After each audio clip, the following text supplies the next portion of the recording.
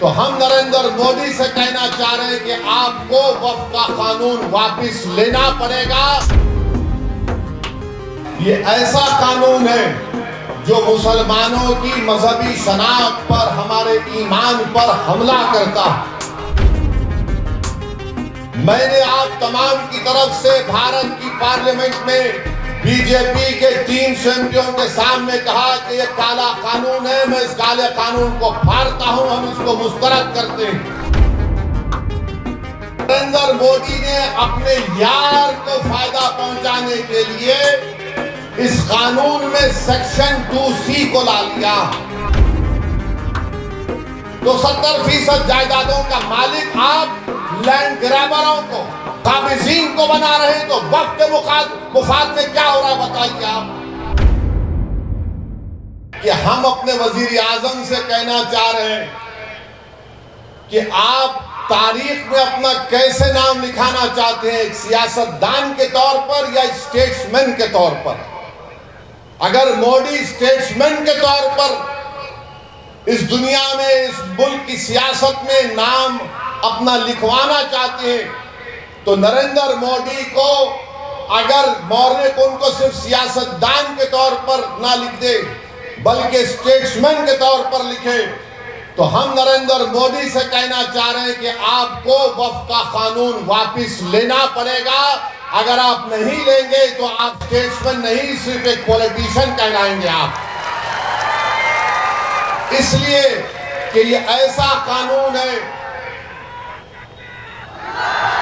नारा लगाएंगे और आखिर में लगाएंगे। पाकिस्तान को भी पहुंचना हमारी आवाज, और दिल्ली नरेंद्र मोदी के भी कान तक पहुंचना लगाएंगे इंशाअल्लाह। ये ऐसा कानून है जो मुसलमानों की मजहबी शनाख्त पर, हमारे ईमान पर हमला करता है।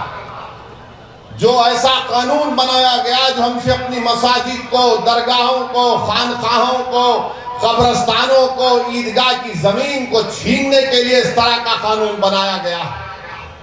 हम इस तरह के कानून को मुस्तरद कर चुके हैं।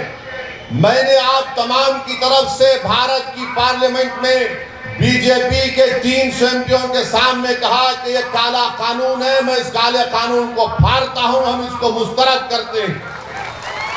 और काला कानून इसलिए है कि नरेंद्र मोदी ने कानून इसलिए बनाया ताकि मुंबई में जो भारत का सबसे दौलतमंद आदमी है, जिसने एक यतीम खाने पर, जो वक्फ है आगा खानी यतीम खाने पर, इस दुनिया के दौलतमंद आदमी ने अपना महल वहां पर तामीर कराया। उनका मुकदमा सुप्रीम कोर्ट में चल रहा है। तो नरेंद्र मोदी ने अपने यार को फायदा पहुंचाने के लिए इस कानून में सेक्शन 2C को ला लिया और कहा कि कानून बनने से पहले जो ट्रस्ट होगा और इस कानून के बाद जो ट्रस्ट होगा वो वक्फ नहीं होगा, क्योंकि उस दौलतमंद आदमी ने आगा खानी वक्फ ट्रस्ट से जमीन को 22 करोड़ में खरीदा। तो यह कानून मोदी अगर किसी को फायदा पहुंचा रहे हैं तो अपने दोस्तों को फायदा पहुंचा रहे हैं। मैं महाराष्ट्र के मुख्यमंत्री जो ज्यादा ही मोहब्बत करते हैं असदुद्दीन ओवैसी से, मैं उनसे पूछना चाह रहा हूं, क्या तुम उस दौलतमंद आदमी की बिल्डिंग को हासिल करोगे जो हमारी सफों में मीर जाफर, मीर सादिक और अबू जहल और अबू लहब के जानशीन हैं? मैं तुमसे पूछ रहा हूं, क्या तुम जाकर उस बिल्डिंग को हासिल करोगे जो यतीम खाने पर बनाई गई है? मगर कानून ऐसा बना दिया गया कि जैसे ही सुप्रीम कोर्ट ने अपना फैसला सुनाया, वो शख्स सेक्शन 2C के तहत उस यतीम खाने का मुकम्मल मालिक बन गया और हम उस जायदाद को खो दिए। ये कानून बनाया गया। ये बार बार बीजेपी के लोग बोलते हैं नहीं नहीं कब्जे हो गए।